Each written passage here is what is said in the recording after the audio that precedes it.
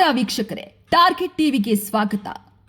ನಮ್ಮ ಕರ್ನಾಟಕದಲ್ಲಿ ಹಾವು ಕಡಿತದ ಪ್ರಕರಣ ಹೆಚ್ಚಾಗುತ್ತಿದೆ.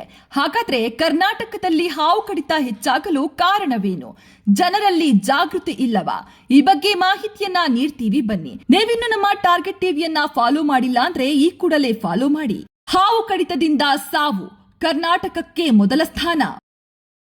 ಹೌದು ವೀಕ್ಷಕರೇ, ಹಾವು ಕಡಿತದಿಂದ ಸಾವನ್ನಪ್ಪಿರುವುದರಲ್ಲಿ ದೇಶದಲ್ಲಿ ಕರ್ನಾಟಕವೇ ಮೊದಲ ಸ್ಥಾನದಲ್ಲಿದೆ. ಕಳೆದ 3 ವರ್ಷಗಳಲ್ಲಿ 277 ಜನ ಹಾವು ಕಡಿದು ಸಾವನ್ನಪ್ಪಿದ್ದಾರೆ. ಬೆಳಗಾವಿ, ಮೈಸೂರು, ತುಮಕೂರು ಮತ್ತು ಶಿವಮೊಗ್ಗ ಭಾಗಗಳಲ್ಲಿ ಹೆಚ್ಚಿನ ಪ್ರಕರಣಗಳು ಕಂಡುಬಂದಿವೆ. 3 ವರ್ಷದ ಹಾವು ಕಡಿತದ ಲಿಸ್ಟ್ ಹೀಗಿದೆ ನೋಡಿ.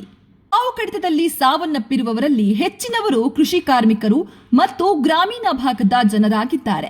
ಜಮೀನುಗಳಲ್ಲಿ ಕೆಲಸ ಮಾಡುವಾಗ ಅಥವಾ ರಾತ್ರಿಯ ವೇಳೆ ಬೆಳಕಿನ ವ್ಯವಸ್ಥೆ ಇಲ್ಲದಾಗ ಹಾವು ಕಚ್ಚಿರುವುದೇ ಹೆಚ್ಚಾಗಿದೆ. ಕಾರಣಗಳೇನು?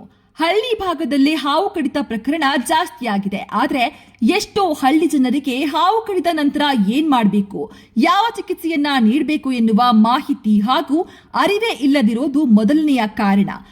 ಎರಡನೆಯದಾಗಿ, ಹಾವು ಕಡಿದ ನಂತರ ನೀಡಬೇಕಾದ ವಿಷ ನಿರೋಧಕ ಚುಚ್ಚುಮದ್ದು ಅಂದ್ರೆ ಆಂಟಿವೆನಮ್ ಸಿಗದೇ ಇರೋದು. ಮೂರನೆಯದಾಗಿ, ಜನ ಆಸ್ಪತ್ರೆಗೆ ಹೋಗುವ ಬದಲು ನಾಟಿ ಔಷಧಿಗಳ ಮೊರೆ ಹೋಗ್ತಾ ಇರೋದು ಸಾವಿನ ಸಂಖ್ಯೆ ಹೆಚ್ಚಾಗಲು ಪ್ರಮುಖ ಕಾರಣವಾಗಿದೆ ಎಂದು ತಜ್ಞರು ಹೇಳಿದ್ದಾರೆ. ಹಾವು ಕಡಿತದ ಬಗ್ಗೆ ಜನರಿಗೆ ಅರಿವು ಮೂಡಿಸುವ ಕೆಲಸ ಆಗಬೇಕಾಗಿದೆ.